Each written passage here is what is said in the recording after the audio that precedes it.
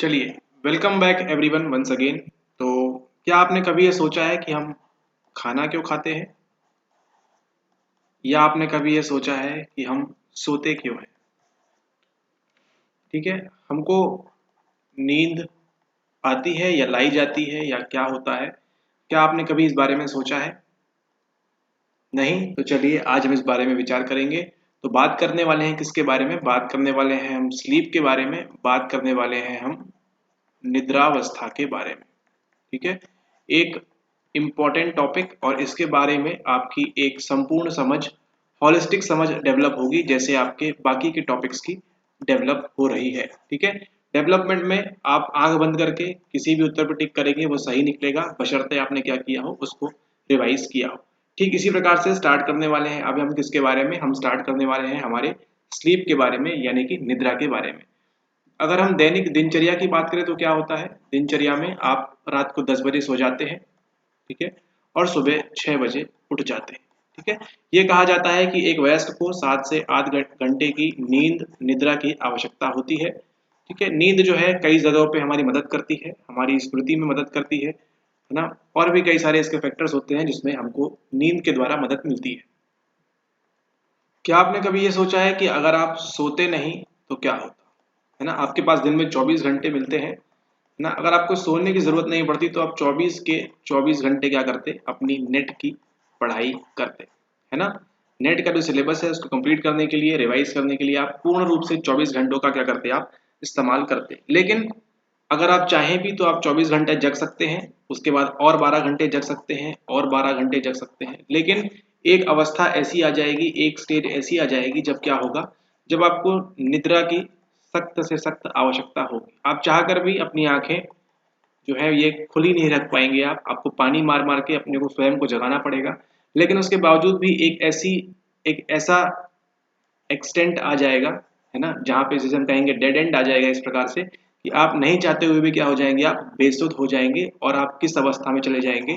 आप निद्रा अवस्था में चले जाएंगे। और वो ऐसा क्यों? क्योंकि जो आपकी स्लीप है, जो आपकी निद्रा है, ये क्या है? ये एक प्रकार से आपकी बॉडी के लिए, आपके शरीर के लिए क्या है? आवश्यक है। जिसे हम क्या कहते हैं? आपकी जैविकी या जैविक लय या ताल, जो भी आप कहना चाहें। ठीक है, एक ऐसी जैविक लय है जिसकी क्या होती है? प्रत्येक मनुष्य या प्रत्येक जीव को क्या होती है? इसकी आवश्यकता होती है ना। एक जैविक लय है जिसे हम क्या कहते हैं? जिसे हम कहते हैं बायोलॉजिकल रिदम, है ना। क्या कहते हैं इसे? Biological rhythm. रिदम क्या होती है? लय क्या होती है? कि गाना चल रहा है, एक ऐसे ऐसे लय में गाना चल रहा है। ठीक है, इसी प्रकार की हमारे बॉडी को भी क्या होती है? इस लय की आवश्यकता होती है ना। जिसे हम क्या कहते हैं? जिसे हम कहते हैं बायोलॉजिकल रिदम। ठीक है, ये क्या होता है? ये एक प्रकार का प्राकृतिक, प्राकृतिक नहीं, प्राकृतिक चक्र होता है ना। एक प्रकार का क्या है? ये नेचुरल साइकिल है, जिसके द्वारा, जिसके थ्रू किसको जाना होता है? हमारे शरीर को, हमारे बॉडी को जाना होता है। ठीक है, इससे बात करेंगे एलिमिनेशन की, है ना? बात करेंगे हम निष्कासन की। ठीक है, मल मूत्र का त्याग करने के लिए ये भी क्या है? एक रिदम कह सकते हैं, लय है कि खाना बनेगा इस प्रकार से, एंड देन क्या होगा? उसका एग्जिट पॉइंट से एग्जिट होगा, है ना। तो ये क्या है? ये भी एक प्रकार की रिदम है हमारी बॉडी में। ठीक है, या फिर अगर हम बात करें महिलाओं की बात करें, ठीक है, तो क्या होता है? वो प्रत्येक माह गुजरती हैं किससे? वो गुजरती हैं मासिक धर्म से, है ना, जिसे हम क्या बोलते हैं? जिसे हम बोलते हैं मेंस्ट्रुएशन। ठीक है, ये क्या होता है? ये प्रत्येक एक माह में एक बार ये चक्र आता है ना। ये जो चक्र है, ठीक है, इसे क्या कहते हैं? हर 30 दिन में, हर 28 दिन में, एक प्रत्येक माह में क्या आता है? ये चक्र आता है। तो इसे क्या कहते हैं? इसे हम कहते हैं बायोलॉजिकल रिदम। ठीक है, बॉडी की आवश्यकता है, ये आपके शरीर की जरूरत है, ये नीड है ना। जैसे क्या है? आपकी जो हार्ट बीट है, ये भी क्या है? ये भी एक प्रकार की जैविकी लय है ना। आपका जो दिल है वो कैसे होता है? धक धक, ऐसे ऐसे ऐसे ऐसे, प्रत्येक 1 सेकंड 2 सेकंड में आप हाथ रख के देख सकते हैं क्या करता है? प्रत्येक 1 मिनट में लगभग 72 बार धड़कता है ना। तो ये क्या है? ये भी आपका एक जैविकी लय है, एक रिदम है ना। तो हमारा जो बॉडी है इसी प्रकार के कई लयों से बनी है, किसी इसी प्रकार के रिदम से बनी है। और उसी में एक जो है वो किस क्या है? आपकी निद्रा। ठीक है। तो निद्रा किस प्रकार की है? एक प्रकार की कह सकते हैं रेगुलर है ना। इसको क्या होना पड़ेगा? ये रिदम को क्या होना पड़ेगा? डेली यानी कि प्रतिदिन होना पड़ेगा। जिस प्रकार से आपका बीपी हाई और लो है ना, दिन भर में एक बार ऐसी अवस्था आती है जब बीपी हाई होता है और बीपी लो होता है, ठीक है, ऑटोमेटिकली होता है। और आपके शरीर का तापमान भी, टेम्परेचर भी क्या होता है? हाई लो दिन में एक बार होता है। जिस प्रकार से बताएं आपको, आपने देखा होगा कभी अगर आप समुद्र किनारे गए होंगे तो समुद्र किनारे क्या होता है? जो टाइड्स एंड वेव्स होती है ना, दिन के समय और रात के मतलब सुबह के समय और शाम के समय क्या होता है? लहरें जो है वापस अपने तट की ओर आती है ना।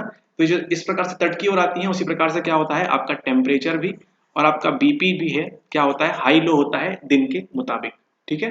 तो ये जो डेली होता है आपका टेम्परेचर बीपी, उसी में एक और चीज क्या होती है डेली आपके साथ? स्लीप, है ना। आपको प्रत्येक 24 घंटे में किसकी आवश्यकता होती है? प्रत्येक 24 घंटे में आपको स्लीप की आवश्यकता होती है, आपको निद्रा की आवश्यकता होती है। तो यही जो हमारी क्या है? ये जो हमारी स्लीप वेक साइकिल है ना, ये क्या है? एक प्रकार का चक्र है ना। निद्रा जागृत चक्र कह सकते हैं इसे। स्लीप कितने बजे लेते हैं आप? रात को 10 बजे सोते हैं आप, और उठते कब हैं आप? 6 बजे सुबेरे आप उठते हैं ना। तो ये प्रकार क्या चलता है? एक प्रकार से इस प्रकार से एक डेली का चक्र चलता है ना। अगर आप 11 बजे सोते हैं, 5 बजे उठते हैं, तो ये भी एक चक्र है। ये डिपेंड करता है प्रत्येक इंडिविजुअल के साथ, है ना। लेकिन प्रत्येक इंडिविजुअल का क्या होता है? इस प्रकार से एक स्लीप वेक साइकिल होता है ना, कि इतने बजे सोते हैं हम और इतने बजे हम उठते हैं, ठीक है। तो इसी लय को, है ना, इसी रिदम को क्या कहा जाता है? इसको कहा जाता है सिरकाडियन रिदम। क्या कहा जाता है इसे? सिरकाडियन रिदम। क्या है आपकी? ये आपकी स्लीप वेक साइकिल, है ना। तो परीक्षा में आपको स्लीप वेक साइकिल दिखे या सिरकाडियन रिदम दिखे, बात उसी चीज की हो रही है कि क्या करना है आपको प्रत्येक 24 घंटे में, है ना। दिन में 24 घंटे ही होते हैं, तो प्रत्येक 24 घंटे में किसकी आवश्यकता होगी? आपको स्लीप की आवश्यकता होगी, ठीक है। तो ये सिरकाडियन रिदम जो है कितना समय लेगी पूरा होने में? ये समय लेगी एक दिन का, है ना, एक दिन या फिर 24 घंटे। ऐसा मत बोलिएगा कि सर आपने एक दिन बोला था तो एक दिन ही, है ना। देख लीजिए वहां पे अगर 24 घंटे लिखा हो तो बात एक ही हो रही है ना। किसी भी हम बोलते हैं ना कि लय को पूरा होने में क्या होता है, जिस प्रकार से देखा था आपने किसका चक्र? नीड वाला चक्र, है ना, आवश्यकता चक्र। तो क्या होता है? इस प्रकार से पूर्ण होता है, ठीक है। ये जब भी पूर्ण होगा उससे मतलब नहीं है। इसी प्रकार से आपका क्या होता है? स्लीप वेक साइकिल होता है, जिसको पूरा होने के लिए कितना समय लगता है? 24 घंटे या फिर एक दिन का समय लगता है। और ऐसी लयों को क्या कहते हैं हम? ऐसी रिदम को क्या कहते हैं हम कहते हैं सिरकाडियन रिदम, ठीक है। इसका मतलब यही है कि ये लय कैसी चलेगी? प्रत्येक 24 घंटे में एक बार ये लय आएगी और प्रत्येक 24 घंटे में आपको एक बार सोना पड़ेगा, ठीक है। ओके, अब अगर आप ये सो रहे हैं तो इन सबको कंट्रोल कौन करेगा? कंट्रोल करने वाला मास्टर एक ही है। वो कौन है? वो है आपका ब्रेन, वो है आपका मस्तिष्क, ठीक है। मस्तिष्क देखा हुआ है, दिखाने की जरूरत नहीं आपको फिर से, ठीक है। इसको लेकिन आपके मस्तिष्क के अंदर एक एरिया है जो कंट्रोल करता है। कौन करता है? तो कंट्रोल करता है आपका बॉस हाइपोथैलेमस, ठीक है। ये वही हाइपोथैलेमस है जो किसको प्रभावित करता है? आपके जो अंतःस्रावी ग्रंथियां होती हैं, है ना, आपका जो ग्लैंड्स होते हैं जितने भी, उसको प्रभावित कौन करता है? आपका ये हाइपोथैलेमस। यहीं से सिग्नल वगैरह स्टार्ट होते हैं, ठीक है। यूनिट 4 याद करिए, ठीक है। तो आपका जो ग्लैंडुलर सिस्टम है, आपका जो अंतःस्रावी ग्रंथियां होती हैं, इन सबको मैनेज कौन करता है? आपका हाइपोथैलेमस। ठीक उसी प्रकार से एक छोटी सी जगह हाइपोथैलेमस किसको मैनेज करती है? आपकी इसी स्लीप वेक साइकिल को या निद्रा को जो भी मैनेज करेगा, कौन करेगा? उसको हाइपोथैलेमस मैनेज करेगा, ठीक है। यहाँ पे देखिए, ये जो आप देख रहे हैं चमक रही जगह, यही क्या है? यही है आपका हाइपोथैलेमस, जो किसको मैनेज करेगा? आपके निद्रा को, ठीक है। अब हम बात करेंगे इसी हाइपोथैलेमस के बारे में कि ये किस प्रकार से भूमिका निभाता है आपकी निद्रा में। याद करिए, जब आपने देखा था कौन सा ग्लैंड? आपने देखा था पीनियल ग्लैंड ना। पीनियल ग्रंथि के बारे में जब आपने अभ्यास किया था तो वहां पे बताया था कि आपकी जो पीनियल ग्रंथि है ना, ये कौन से हार्मोन का स्त्राव करती है? ये पीनियल ग्रंथि हार्मोन का स्त्राव करती है।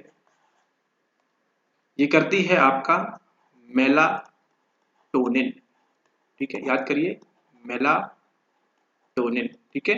तो आपकी ये जो पीनियल ग्लैंड है अमूमन नॉर्मली कौन से हार्मोन का स्त्राव करती है, सिक्रीट करती है? ये सिक्रीट करती है आपका मेलाटोनिन, ठीक है। तो ध्यान रखिएगा, ये मेलाटोनिन की बात हो रही है, कहां से निकलता है? आपके पीनियल ग्लैंड से सिक्रीट होता है, ठीक है।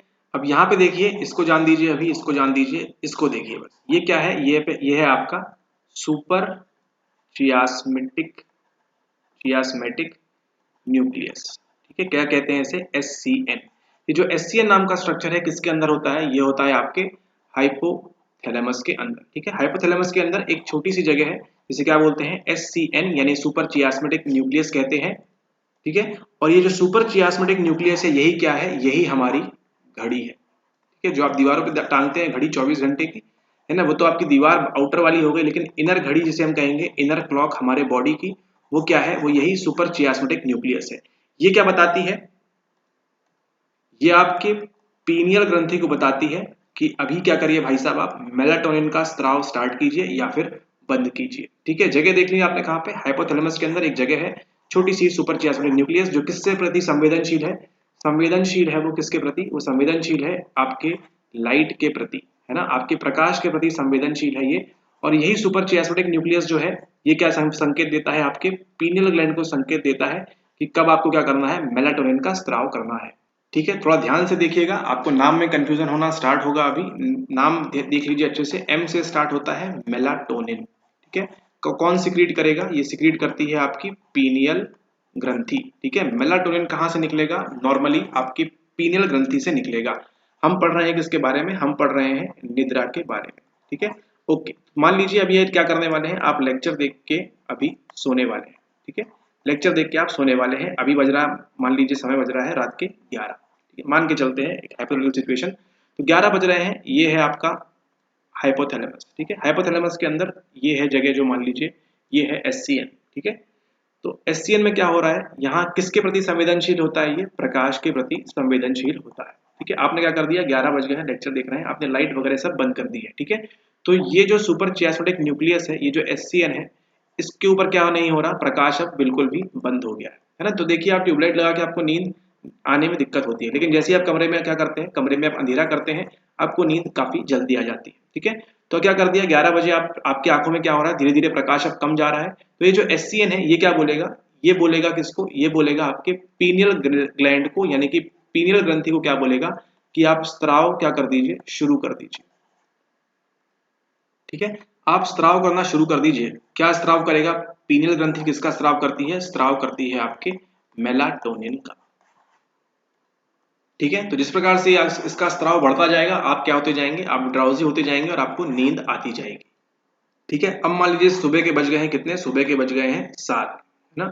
मान लीजिए आप गर्मी के दिन है, बाहर खाट के ऊपर सो रहे हैं, तो सूरज की जब किरणें आपके फेस के ऊपर पड़ना स्टार्ट होती है, तो क्या होता है, ये फिर से उद्दीप्त हो जाएगा, है ना।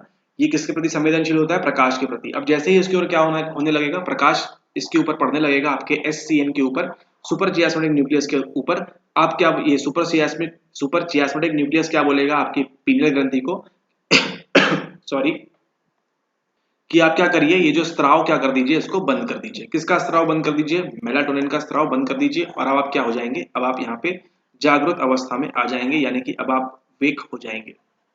ठीक है, ओके, ठीक है, तो ये क्लियर हो गया। यही क्या है आपकी स्लीप वेक साइकिल के बारे में। आपकी बायोलॉजी यही कहती है कि SCN के ऊपर क्या पड़ेगा, प्रकाश पड़ेगा, तो क्या करेगा, मेलाटोनिन का स्त्राव वो बंद कर देगा।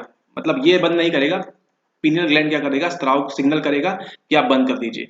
जैसे इसके ऊपर क्या होगा, इसके ऊपर अंधेरा, लाइट आना कम हो जाएगी, लाइट आना बंद हो जाएगी, तो क्या होगा, ये स्त्राव होना शुरू हो जाएगा। ठीक है, फंक्शन ऑर्डर कौन करेगा, आपका सुपर चियास्मेटिक न्यूक्लियस किसको करेगा, आपकी पीनियल ग्रंथि को ऑर्डर करेगा। और ये पीनियल ग्रंथि क्या छोड़ेगी, ये छोड़ेगी आपका मेलाटोनिन, जो कि क्या होता है, एक प्रकार का हार्मोन होता है।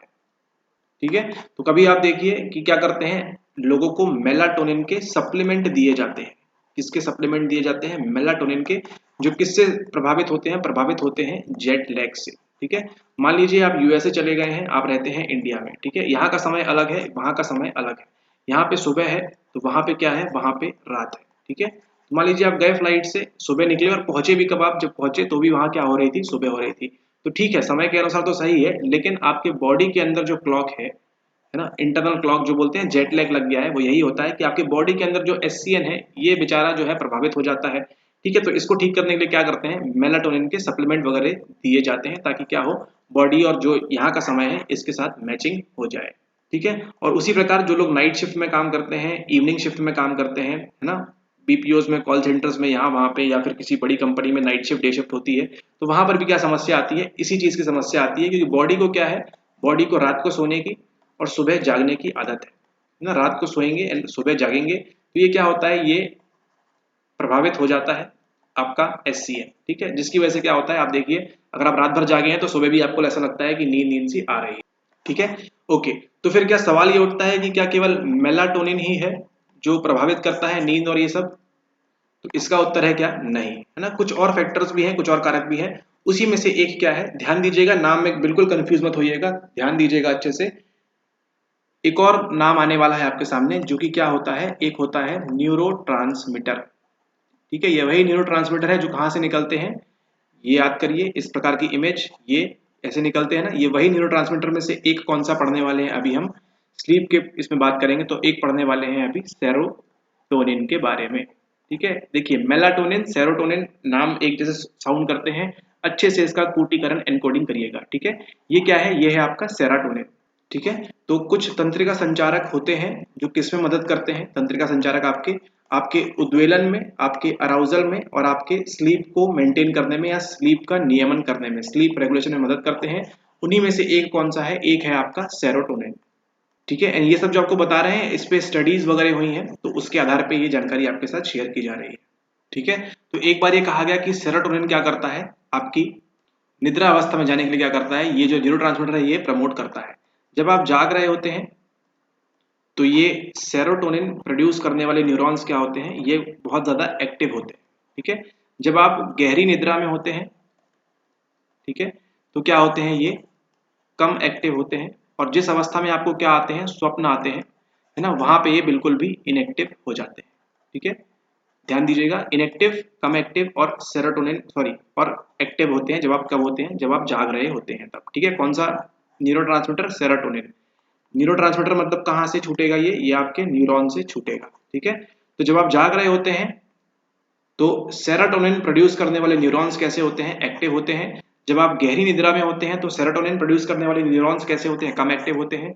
और जब आप स्वप्न अवस्था में या जब आप उस स्टेज में होते हैं जब स्वप्न देखते हैं तो आपकी ये सेरोटोनिन प्रोड्यूस करने वाले न्यूरॉन्स कैसे होते हैं, बिल्कुल भी इनएक्टिव होते हैं, ठीक है। इसके बाद आता है आपका क्या, इसके बाद आता है आपका तापमान, है ना। बॉडी का टेम्परेचर भी मदद करता है किसमें, आपकी निद्रा में, ठीक है।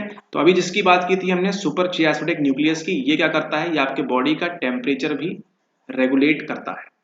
सॉरी, ये रेगुलेट नहीं करेगा, आपका ये कंट्रोल करेगा, है ना, कंट्रोल करता है, रेगुलेट नहीं, आपका बॉडी का टेम्परेचर कंट्रोल करता है। ये जो सुपर चियास्पेटिक न्यूक्लियस होता है, ठीक है, वही जो सिग्नल करता है आपकी पीनियल ग्रंथि को कि क्या करिए, मेलाटोनिन का स्त्राव करिए, ठीक है। तो इसमें यहाँ पे सिंपल सी बात है, जितना हाई तापमान होगा आपके शरीर का, है ना, आप क्या रहेंगे, उतना ही एक्टिव रहेंगे, उतना ही अलर्ट रहेंगे, ठीक है।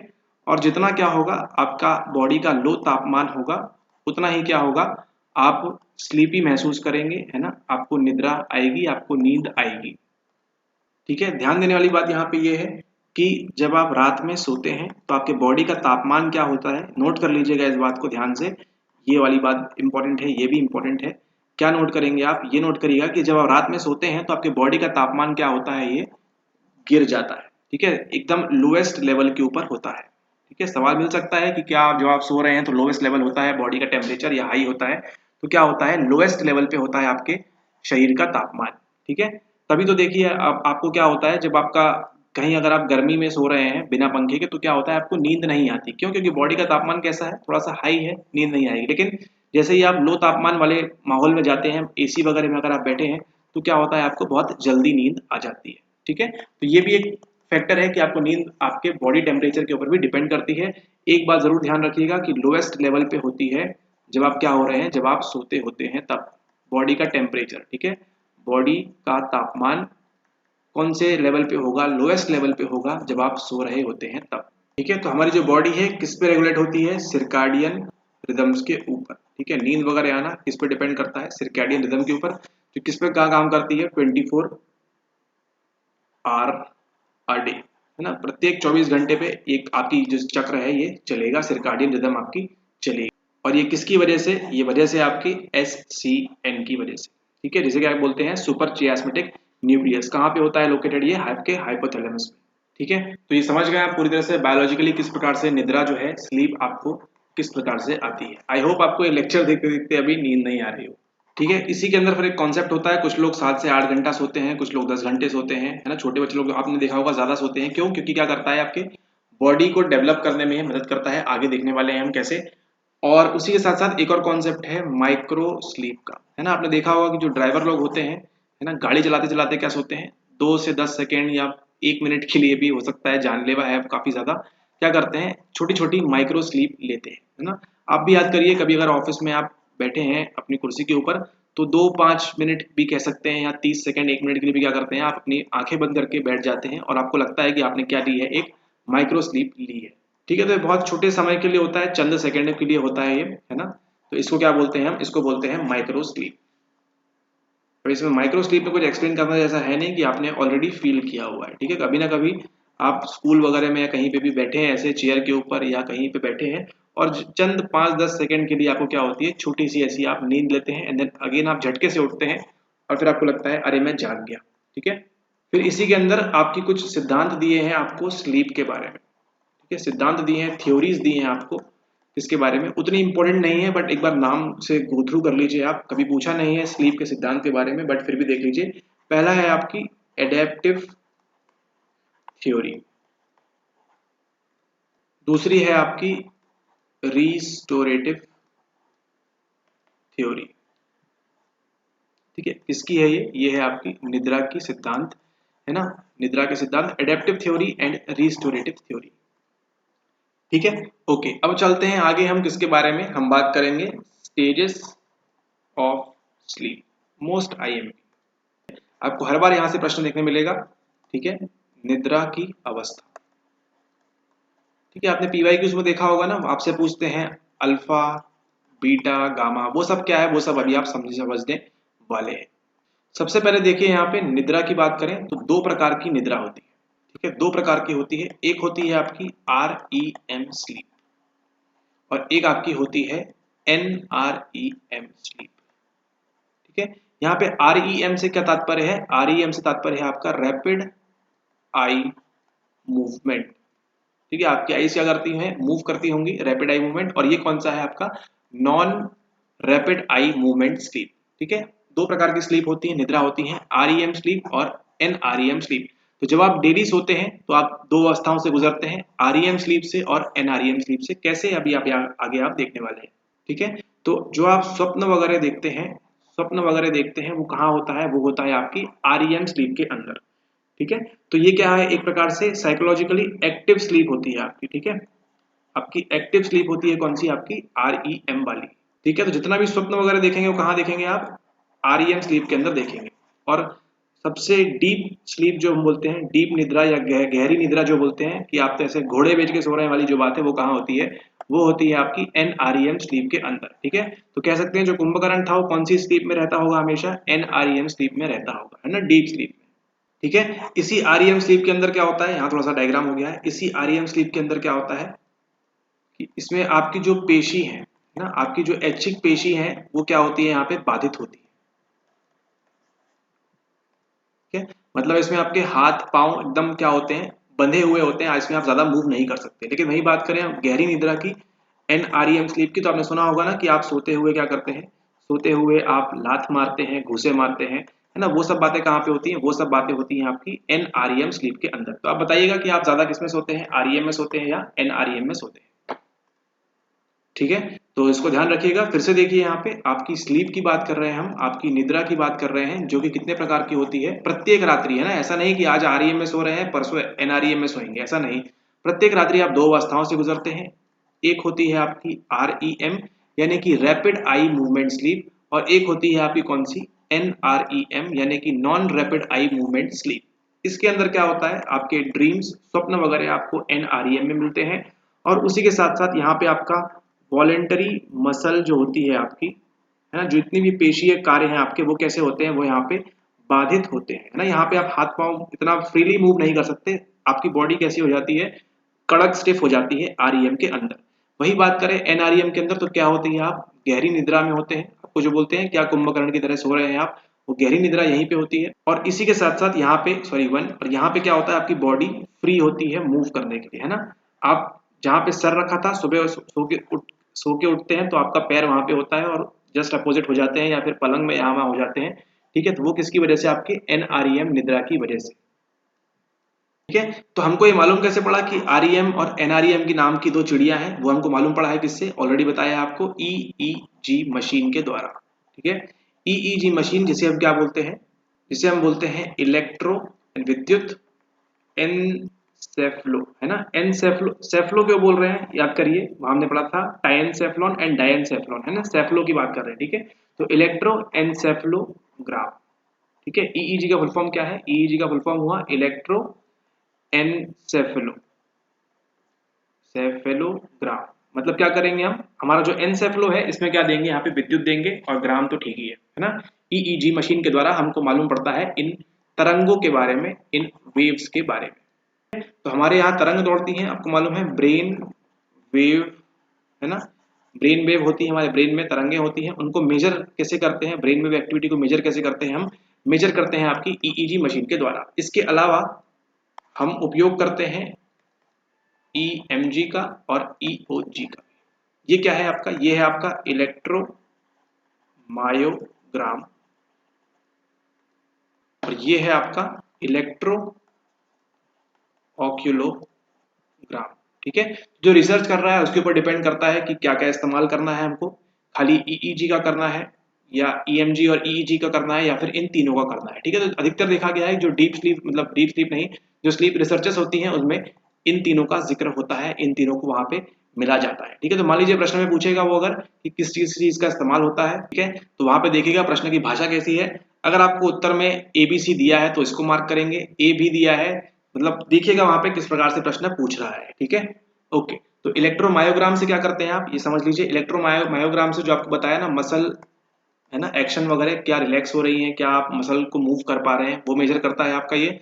और ये इलेक्ट्रो ऑक्यूलोग्राम क्या मेजर करता है, आपकी आई मूवमेंट को, ठीक है।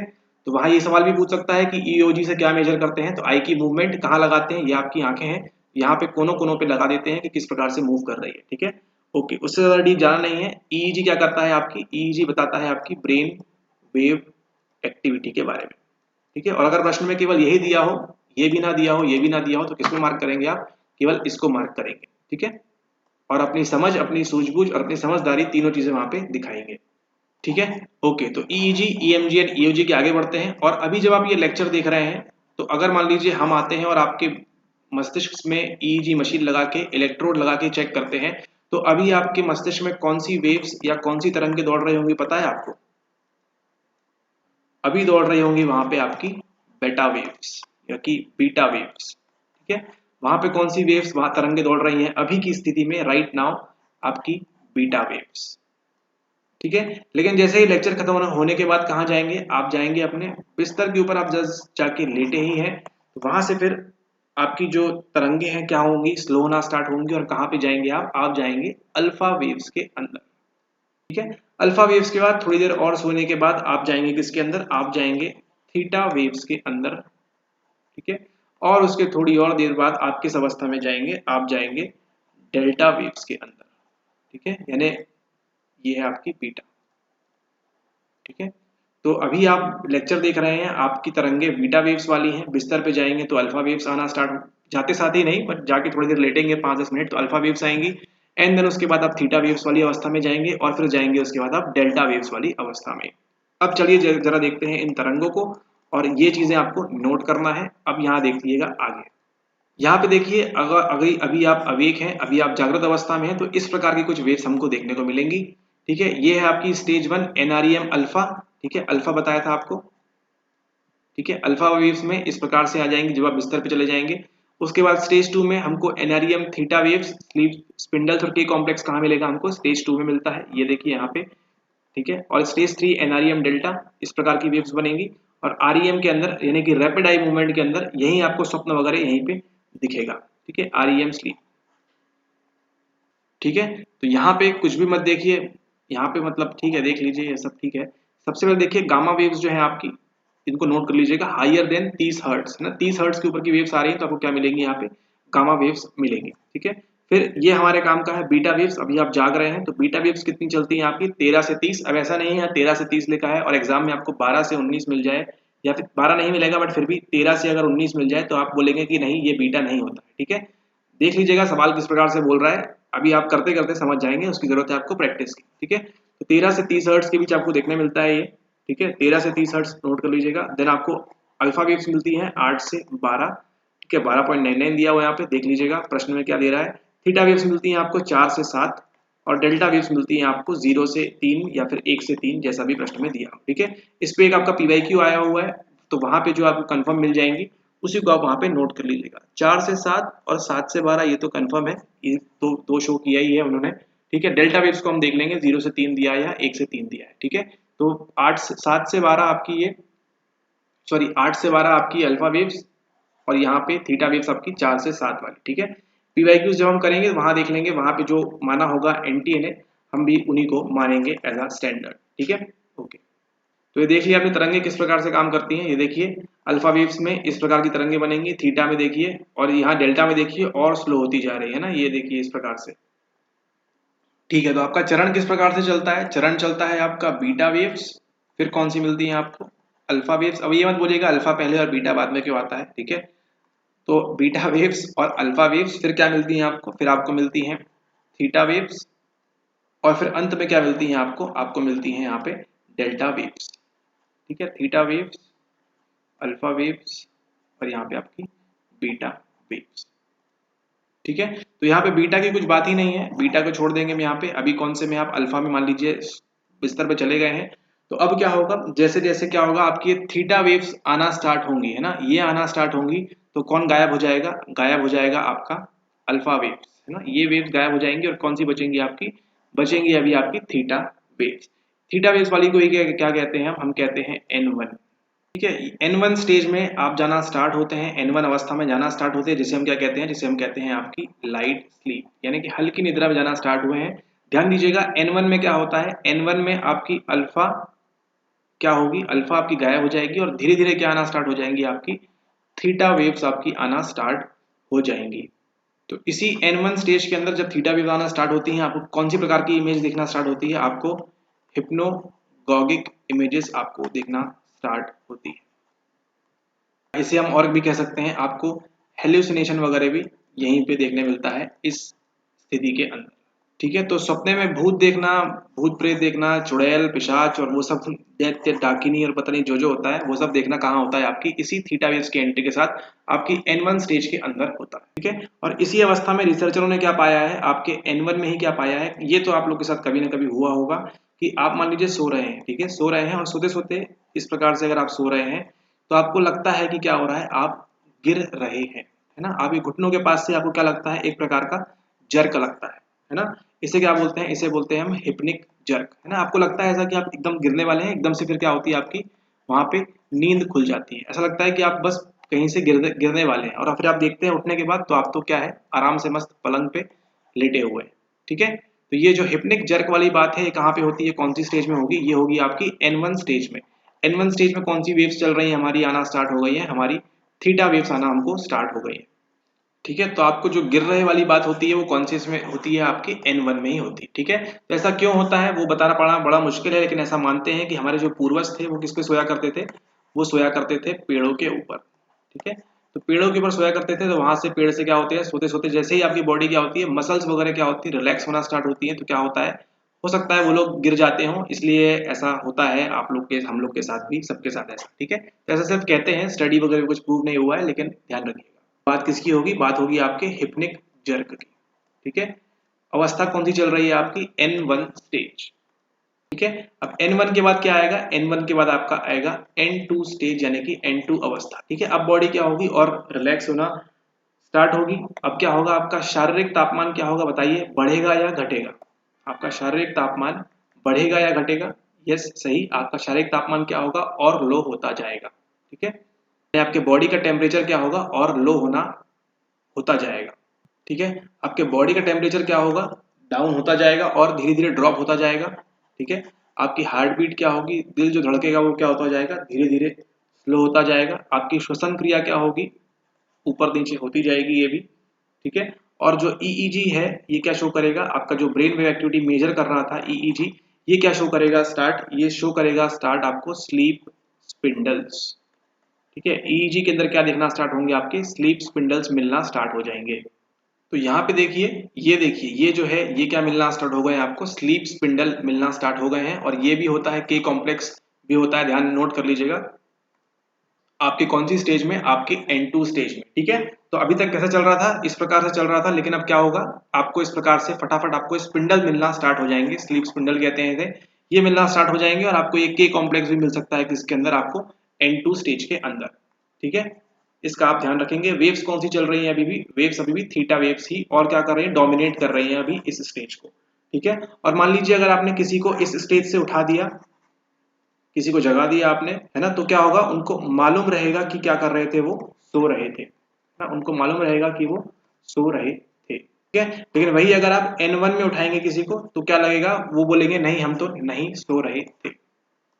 ठीक है, तो उनको तो क्या होगा, यहाँ पे विश्वास ही नहीं होगा उनको कि हाँ हम सो भी रहे थे या नहीं, यहाँ मना कर देंगे नहीं नहीं हम नहीं सो रहे थे। लेकिन N2 से किसी को अगर आप उठाएंगे तो उनको मालूम रहेगा, उनको एहसास रहेगा कि हाँ हम सो रहे थे या हम निद्रा अवस्था में थे। ठीक है, तो अभी तक क्या क्या देख लिया आपने, अभी तक देख लिया आपने N1 और N2। इसके बाद कौन सी स्टेज आएगी, इसके बाद स्टेज आएगी आपकी N3 वाली, जहाँ पे कौन सी वेव्स आना स्टार्ट होंगी, कौन सी वेव्स दिखना स्टार्ट होंगी, आपको आपको डेल्टा तरंगे यहाँ पे मिलना स्टार्ट हो जाएंगी, यानी कि डेल्टा वेव्स मिलना यहाँ पे स्टार्ट हो जाएंगी। ठीक है, तो जो कहते हैं कि आप किस में चले गए हैं, गहरी निद्रा में, है ना, बहुत अच्छा सो रहे हैं गहरी निद्रा में, वो कौन सी स्टेज में होता है, आपकी N3 स्टेज में होता है। ठीक है, और जैसे वे कौन सी तरंगे मिलती हैं आपको, आपको डेल्टा वेव्स मिलती है। ठीक है, तो ये कौन सी स्टेज होती है, आपकी deepest deepest stage of sleep, है ना। डीपेस्ट स्टेज ऑफ स्लीप मतलब गहरी निद्रा वाली स्टेज कौन सी होती है, आपकी N3 होती है। ठीक है, ध्यान रखिएगा, डीपेस्ट स्टेज ऑफ स्लीप प्रश्न में मिलेगा, तो वहां पे कौन सी वेव्स मिलेंगी आपको, डोमिनेट करेंगी, आपको डेल्टा वेव्स, डेल्टा तरंगे आपको वहां पे मिलेंगी। ठीक है, यहाँ पे देखिए डेल्टा वेव्स कैसी हैं, स्लो, एकदम स्लो स्लो चल रही है यहाँ पे ना, गहरी निद्रा में है। थीटा वेव देखिए थोड़ी सी इस प्रकार से, अल्फा देखिए यहाँ पे, और बीटा तो आप जाग रहे थे तभी, है ना। तो डीप स्लीप देखिए आपकी ये कौन सी है, N3, और N1 एंड N2 में कौन सी मिलती है आपको, आपको यहाँ पे थीटा वेव्स मिल रही थी, है ना। थीटा वेव्स, और गहरी निद्रा जब भी होगी बात होगी तो कौन सी वेव्स मिलेंगी आपको, डेल्टा वेव्स मिलेंगी। ठीक है, तो इसी को क्या कहते हैं हम, N3 को ही, और क्या कहते हैं हम, डीपेस्ट स्टेज ऑफ स्लीप तो कहते हैं। उसी के साथ साथ हम कहते हैं इसको SWS, यानी कि स्लो वेव स्लीप, है ना, यानी कि धीमी तरंग निद्रा भी कह सकते हैं इसे, है ना, या फिर नींद कह सकते हैं। ठीक है, धीमी तरंग नींद। ठीक है, और इसका एक और नाम है, वो क्या है, सिंपली आपका डीप स्लीप। ठीक है, तो जब भी डीप स्लीप की बात होगी, गहरी निद्रा की बात होगी, घोर निद्रा की बात होगी, तो कौन सी वेव्स मिलेंगी आपको, डेल्टा वेव्स मिलेंगी, भूलिएगा नहीं, आज के बाद ध्यान रखिएगा। ठीक है, जब आप गहरी नींद में है, कौन सी वेव्स देख रहे थे आप, मतलब आपका ब्रेन क्या शो करता है, ऐसा नहीं कि आप सपने में डेल्टा वेव्स देख रहे हैं, आपका ब्रेन जो एक्टिविटी शो करता है वो कौन सी वेव्स की करता है, वो डेल्टा वेव्स की करता है। ठीक है, एक बार रिकैप करते हैं, N1 में कौन सी मिलेगी आपको, थीटा वेव्स मिलेगी, N2 में कौन सी मिलेगी आपको, थीटा मिलेगी, और N3 में कौन सी मिलती है आपको, N3 में आपको डेल्टा वेव्स मिलेगी। ठीक है, इसमें आपको स्टार्टिंग में अल्फा मिलेगी, लेकिन अल्फा क्या होगा, धीरे धीरे अल्फा गायब होना स्टार्ट हो जाएगी। ठीक है, ओके, बात करेंगे हम फिर से N3। अब आपका ब्रेन एक्टिविटी कैसी चल रही है, N3 वाली चल रही है, यानी कि आप कौन सी, गहरी निद्रा की अवस्था में है, डीपेस्ट स्टेज ऑफ स्लीप में है। ठीक है, आपको मालूम है क्या होता है यहाँ पे, आपके जो ग्रोथ हार्मोन होते हैं, ठीक है, ग्रोथ हार्मोन के बारे में बताया था आपको, ग्रोथ हार्मोन आपके GH। ठीक है, इस अवस्था के अंदर ही, डीपेस्ट स्टेज के अंदर, N3 के अंदर ही क्या होता है, आपके ग्रोथ हार्मोन जो है ये क्या होते हैं, रिलीज होना स्टार्ट होते हैं, कहां से, आप बताइए, पिट्यूटरी ग्लैंड से। आपको बताया था ना, आप जो ग्रोथ हार्मोन होते हैं कहां से रिलीज होते हैं, ये रिलीज होते हैं आपके पिट्यूटरी ग्लैंड से, यानी कि आपकी पीयूष ग्रंथि क्या करती है इस अवस्था में, N3 वाली अवस्था में आपकी पीयूष ग्रंथि क्या करती है, आपकी बॉडी में ग्रोथ हार्मोन का क्या करती है, यहाँ पे स्त्राव करती है, रिलीज करना स्टार्ट कर देती है। ठीक है, और यहाँ पे आपकी बॉडी जो है इसकी यहाँ पे नहीं, आपकी जो बॉडी की प्रकार्यात्मकता है, जो फंक्शनिंग है, ये क्या होती है, एकदम लोएस्ट लेवल पे होती है ना, बहुत ही ज्यादा स्लो हो जाती है लोएस्ट लेवल के ऊपर। लेकिन आपका जो GH हार्मोन है, ग्रोथ हार्मोन जो है, इसका स्राव होना स्टार्ट होता है अपने पीक पे, है ना, अपने चरम पे, मतलब जितना ज्यादा स्राव कर देगा ग्रोथ। इसलिए जो कहा जाता है ना कि क्या जरूरी है, आपकी निद्रा जरूरी है, किसके लिए, आपकी बॉडी की ग्रोथ के लिए, है ना। बॉडी, इसलिए देखा होगा आपने, छोटे बच्चे जो है क्या करते हैं, दिन दिन भर 12-12 15-15 घंटे सोते हैं, क्यों, स्लीप के दौरान क्या रिलीज होता है, ग्रोथ हार्मोन रिलीज होता है, कहां से, आपकी पीयूष ग्रंथि से, पिट्यूटरी ग्लैंड से, है ना। स्लीप की कौन सी अवस्था में, N3 वाली अवस्था में। ठीक है, ऐसा नहीं कि N1 N2 में आप निकाल देंगे ग्रोथ हार्मोन, है ना। N3 में निकलेगा आपका पिट्यूटरी ग्लैंड से डीपेस्ट स्लीप के अंदर, ठीक है। तो इस बात का आप ध्यान रखेंगे, लेक्चर को अच्छे से देख रहे हैं, नोट करते जाइएगा, इंपॉर्टेंट सारी चीजें चल रही है, ठीक है। अब ध्यान दीजिएगा कहाँ पे आ चुके हैं, अभी हम आ चुके हैं यहाँ पे N3 के अंदर। हमको क्या मिल रही है यहाँ पे, थीटा वेव्स मिल रही है, ठीक है, ओके। अब यहाँ पे जो व्यक्ति है, जो पर्सन है, मान लीजिए आप ही हैं, यहाँ पे अब कुछ समय व्यतीत करने के बाद, आपके N3 में कुछ समय व्यतीत करने के बाद जब इस प्रकार की तरंगे देखने मिलेगी, तो जो सोता हुआ व्यक्ति है वो कहाँ जाएगा, वापस जाएगा वो N2 में, ठीक है।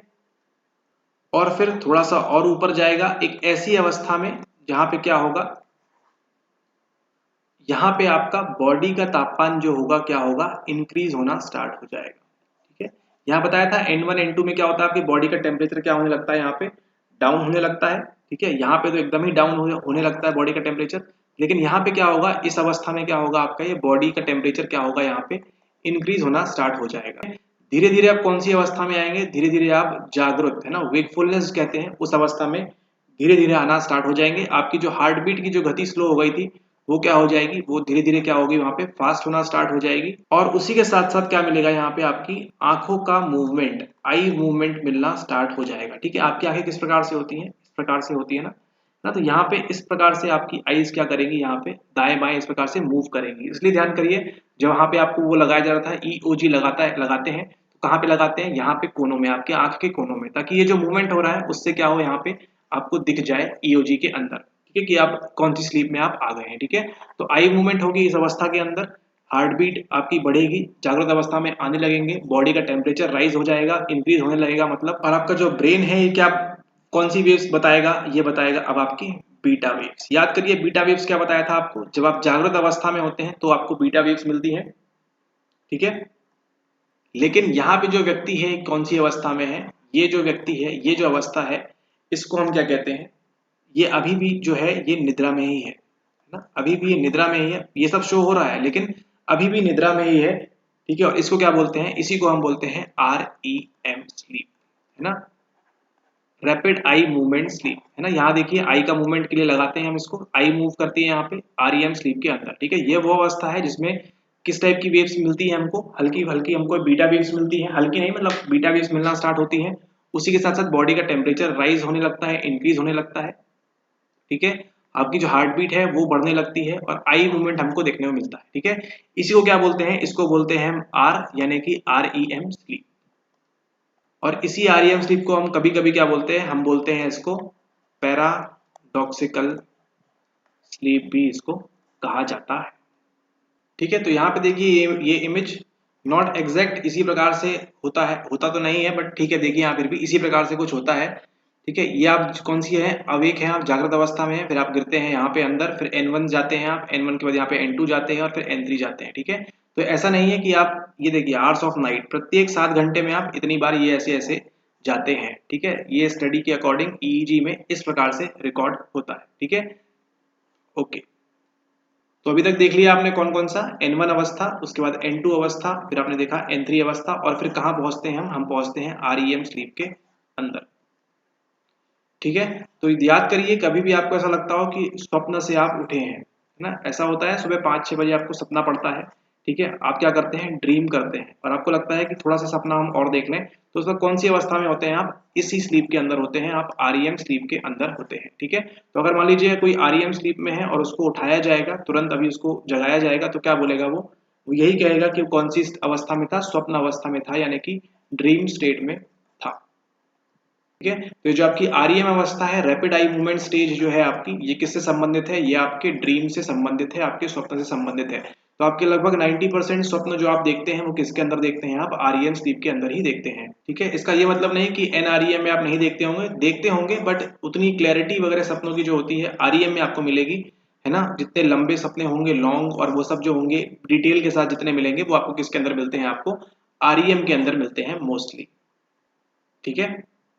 तो प्रश्न में अगर ये पूछेगा कि क्या सपने हमको केवल REM में मिलते हैं, तो वहां गलत हो जाएगा, REM NREM दोनों में मिलते हैं। लेकिन प्रश्न में ये पूछा है कि हमारे अधिकतर सपने हमको REM में देखने मिलते हैं, तो क्या हो जाएगा, वहां पे सही हो जाएगा, ठीक है। अधिकतर हमको सपने 90% देखिए REM में मिलते हैं और 10% लगभग उतना ही बचता है तो NREM में होता है। ठीक है, ऐसी कोई ऐसी फिक्स्ड लाइन नहीं है कि 90 और 10 ही होगा। ठीक है, किसी में 89 11 भी हो सकता है। ठीक है, लेकिन ये कहा जाता है कि हमको अधिकतर REM में हमको जो है सपने डिटेल वाले मिलेंगे और NREM में मिलते हैं हमको लेकिन कम मिलेंगे, है ना, शॉर्ट ड्यूरेशन के रहेंगे वो सारे। ठीक है, ओके।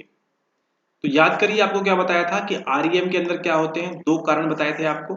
दूसरा क्या तो था आपका ड्रीम, और पहला क्या था, पहला आपका ये था कि इसमें जो वॉलेंटरी मसल है वो क्या होती है, बाधित होती है ना, अपना हाथ पांव आप मूव नहीं कर सकते हैं। ठीक है, क्योंकि REM स्लीप के दौरान, REM निद्रा के दौरान क्या होता है, आपकी बॉडी क्या होती है, हल्की सी पैरालाइज्ड हो जाती है आपकी ड्यूरिंग स्लीप आपके। ठीक है, और इसी को क्या कहते हैं हम, इसको हम कहते हैं स्लीप पैरालिसिस। ठीक है, तो प्रश्न पूछ लेगा स्लीप पैरालिसिस कौन सी अवस्था में होता है, REM NREM, तो किस पे टिक करेंगे आप, REM पे टिक करेंगे। ठीक है, तो कभी कभी ऐसा होता है ना कि सपनों में आप कुछ देख रहे हैं, भाग रहे हैं, दौड़ रहे हैं, लेकिन आपकी बॉडी क्या होती है, नॉर्मल ही रहती है ना, आप कुछ कहीं जाते नहीं है, आप वहीं पे उसी अवस्था में आप रहते हैं। क्यों, आप किसका शिकार होते हैं, आप वहां पे स्लीप पैरालिसिस का शिकार होते हैं। क्यों, क्योंकि आपकी अवस्था कौन सी होती है, सपने कहाँ मिलेंगे आपको, REM स्लीप के अंदर मिलेंगे। ठीक है, तो आज के बाद कोई भी सवाल होगा कि ड्रीम कहाँ पे देखते हैं आप, तो ड्रीम देखते हैं आप REM स्लीप के अंदर। तो इसमें वेव्स कौन सी मिलती हैं आपको, आपको बीटा वेव्स मिलती है ना, लगभग जागृत रहते हैं आप, लेकिन फिर भी कभी, इसलिए आपने कभी ना कभी महसूस किया होगा कि जब आप स्वप्न देख रहे हैं, ड्रीम देख रहे हैं और तुरंत कोई आके आपको उठा देता है, तो आप बोलते हैं अरे हम सपना देख रहे थे, क्यों हमको उठा दिया। ठीक है, तो सवाल उठता है कि हमको इन दो स्लीप की, इन दो निद्राओं की जरूरत क्यों पड़ी, REM की और NREM की। ठीक है, तो जब हम तो यहाँ पे अच्छी गहरी नींद ले लेते हैं हम, लेकिन फिर भी हमको ये REM की जरूरत क्यों पड़ती है, हमको मालूम है यहाँ पे हमारा ब्रेन एक्टिव हो जाता है, हमको बीटा वेव्स मिलती हैं। जैसे अभी हम लेक्चर देख रहे हैं, सेम वेव्स तब भी मिलेंगी तो हम तो एक्टिव ही हैं। फिर भी इस REM स्लीप को हम क्यों बोलते हैं कि ये कैसी होती है, आरामदायक होती है, रेस्टफुल होती है। क्यों बोलते हैं ऐसा हम, मान लीजिए आपने क्या किया, दिन भर में शारीरिक क्रिया क्या की आपने, बहुत ज्यादा काम किया। ठीक है, बहुत ज्यादा आपने क्या किया, आपने बहुत ज्यादा लेबर वर्क किया, आपने शारीरिक क्रिया बहुत ज्यादा की आपने, तो उस अवस्था में आप ज्यादा समय कहाँ बिताएंगे, निद्रा में आप बिताएंगे वहां पे NREM के अंदर। ठीक है, तो NREM स्लीप की जो स्टेजेस है वहां पे आप उस रात्रि का जो समय बिताएंगे वहां पे आप ज्यादा बिताएंगे। और वहीं मान लीजिए कोई ऐसा आपका दिन गुजरा जहां पे आपके इमोशंस जो है सामूहिक रूप से जो है बहुत ज्यादा आपको उथल पुथल कर दिया, ऐसी बात, कुछ बातें हो गई हैं। ठीक है, घर में कुछ हो गया है, कुछ एक्सीडेंट हो गया, कुछ ऐसी बात हो गई है जो क्या हो गई है, बहुत ही इमोशन से भरी है, तो ज्यादा समय कहाँ व्यतीत करेंगे आप, ज्यादा समय व्यतीत करेंगे आप REM स्लीप के अंदर।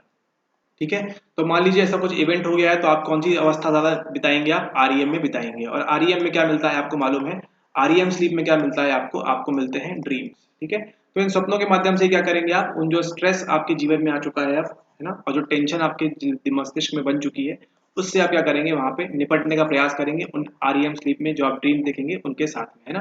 तो उनके साथ डील करना, उनके साथ किस प्रकार से अवॉइड करेंगे, क्या कुछ करना है आपको जीवन में, वो सब कहाँ पे होगा आपको, आपको इसी ड्रीम में या REM स्लीप में होगा।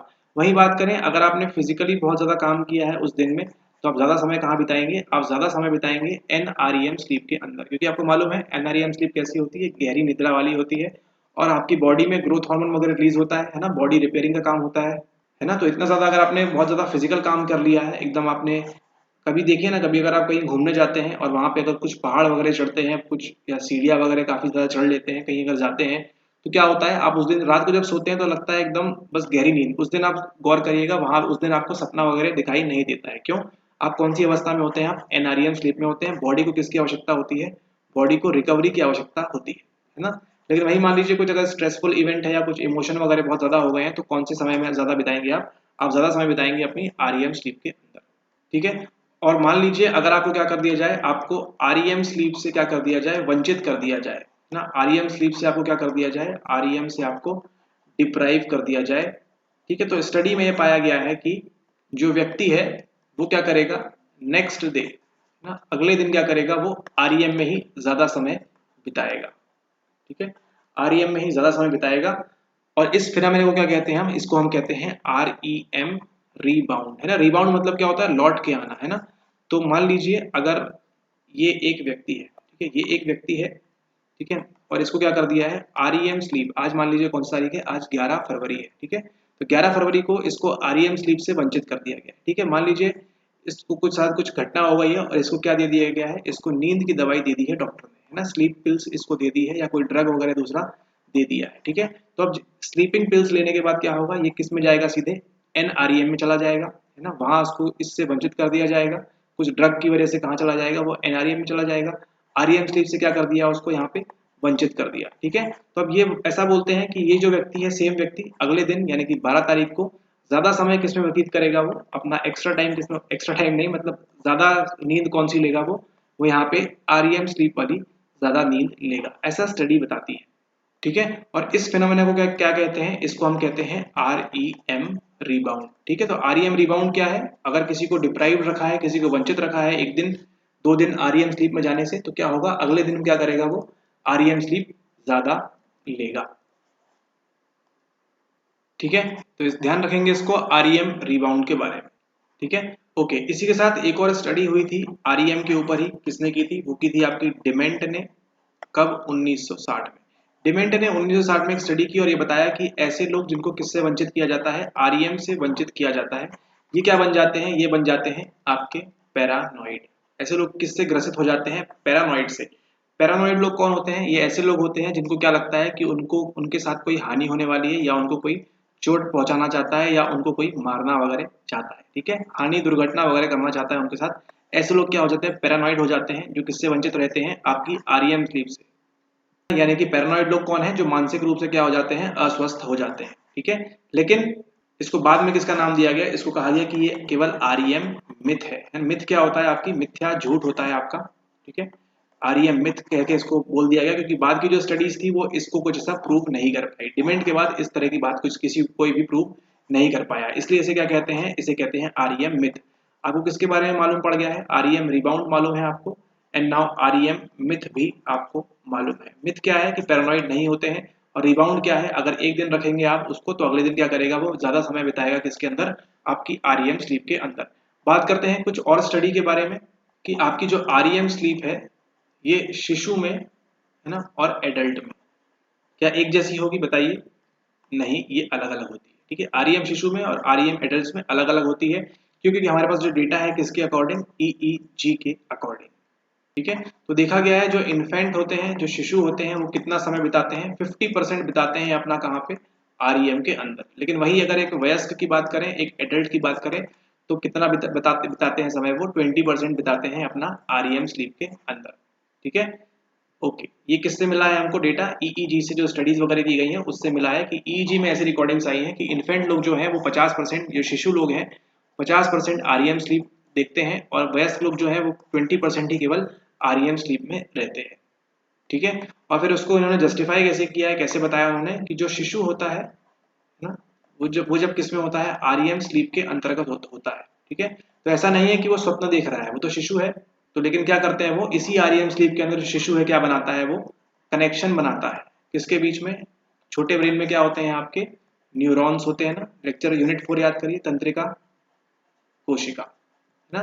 तो एक तंत्रिका कोशिका है ना, और ये दूसरी तंत्रिका कोशिका के बीच क्या करते हैं, ये इस प्रकार से एक कनेक्शन यहाँ पे स्थापित करते हैं। ठीक है, कौन सी अवस्था में, अपनी आरईएम स्लीप के अंदर। ठीक है, तो आरईएम स्लीप में आप क्या करते हैं, वयस्क क्या करता है, ड्रीम करता है, लेकिन जो छोटा शिशु है वो क्या करता है, यहाँ पे कनेक्शंस बनाता है एक न्यूरॉन से दूसरे न्यूरॉन के बीच में, है ना, ये सब कनेक्शन चलते रहते हैं। ठीक है, तो आपके मस्तिष्क की जो भी बच्चे में ग्रोथ वगैरह होती है, जो भी डेवलपमेंट होता है, वो सब कौन सी अवस्था में होता है, इसी आरईएम स्लीप के अंदर होता है। ठीक है, तो छोटे बच्चों के लिए आरईएम स्लीप क्या है, तंत्रिका संधियों का निर्माण, सिनेप्स बनाना इनका काम है, तंत्रिका संधि बनाना काम है, यानी साइनेप्स को क्या करना है, बनाना है, मजबूत करना है, स्ट्रॉन्ग करना है ना, शिशुओं के अंदर। शिशुओं का मतलब, शिशु अगर नींद ले रहा है तो इसका मतलब क्या है, वो न्यूरॉन्स के बीच का क्या जो कनेक्शन है उसको स्ट्रॉन्ग कर रहा है, उसी कनेक्शन को क्या कहते हैं हम, साइनेप्स तंत्रिका संधि कहते हैं। ठीक है, और उसी के साथ जब शिशु आपका कितने वर्ष का हो जाता है, 5 से 6 वर्ष का हो जाता है, जब शिशु 5 से 6 वर्ष का हो जाता है तो जितना आप आरईएम स्लीप लेते हैं उतना ही ये शिशु भी आरईएम स्लीप लेता है। ठीक है, लेकिन 0 से 6 वर्ष तक आरईएम स्लीप कितनी रहती होगी, इनकी 50% अप्रॉक्स रहती होगी, क्योंकि क्या करते हैं वहां पे वो साइनेप्स वगैरह बनाते हैं, न्यूरॉन्स तंत्रिकाओं के बीच क्या करते हैं, उन कनेक्शंस को स्ट्रॉन्ग करते हैं। ठीक है, ओके। तो इसी के साथ आपका ये स्लीप वाला लेक्चर समाप्त होता है। एक ही लेक्चर में हमने संपूर्ण बातें कर ली हैं, इससे ज़्यादा आपको स्लीप के बारे में, उनकी स्टेजेस के बारे में कुछ ऐसा बड़ा भारी सवाल आएगा नहीं, आएगा तो उसको हम देख लेंगे, ऐसा कुछ आएगा नहीं। स्लीप आपका पूरा कंप्लीट कवर है यहाँ से। इस लेक्चर को देखिए, रिवाइज करिए, स्लीप के आपके लगभग सारे सवाल हो जाएंगे। हाँ, कुछ अगर थ्योरी वगैरह से पूछा नहीं है, एक आपके बच जाएंगे कुछ क्या, स्लीप डिसऑर्डर्स ना, स्लीप के विकार जैसे हम बोलते हैं इंसोम्निया, हाइपरसोम्निया, ठीक है ना, और आपके एन्यूरेसिस, ठीक है, यहाँ ध्यान दीजिए, एक ये डिसऑर्डर है एन्यूरेसिस, ठीक है, इसे क्या बोलते हैं, हम बोलते हैं बिस्तर गीला करना, है ना, छोटे बच्चे क्या करते हैं, बेड वेटिंग करते हैं ना, बिस्तर गीला कर देते हैं, वही बात हो रही है, ठीक है। वहां हमने क्या देखा था, एनकोप्रेसिस, है ना, निष्कासन से संबंधित, ये भी निष्कासन संबंधित है, बट देखिए यहाँ पे क्या हो रहा है, बेड वेटिंग, ठीक है, यूरिनेट करना while sleep, urinate while sleeping, ठीक है, क्या बोलते हैं, अगर आप निद्रा के वक्त यूरिनेट करते हैं, पेशाब करते हैं, तो उसे क्या कहते हैं, उसे कहते हैं एन्यूरेसिस, ठीक है। एनकोप्रेसिस क्या है, वो जो मल त्याग वाली बात की थी हमने वहां पे, ना सेम चीज है, यहाँ देखिए एन्यूरेसिस एंड एनकोप्रेसिस, ठीक है। ओके, कुछ और डिसऑर्डर है, उनको बात करेंगे अगले वीडियो में, अगर जरूरत समझ में आएगी तो, बाकी इतने से आपका स्लीप वाला पोर्शन कवर होता है, ठीक है। ओके, थैंक यू, अच्छे से रिवाइज करिए, have a nice day ahead. 56 minute और 56 मिनट की REM स्लीप लीजिए।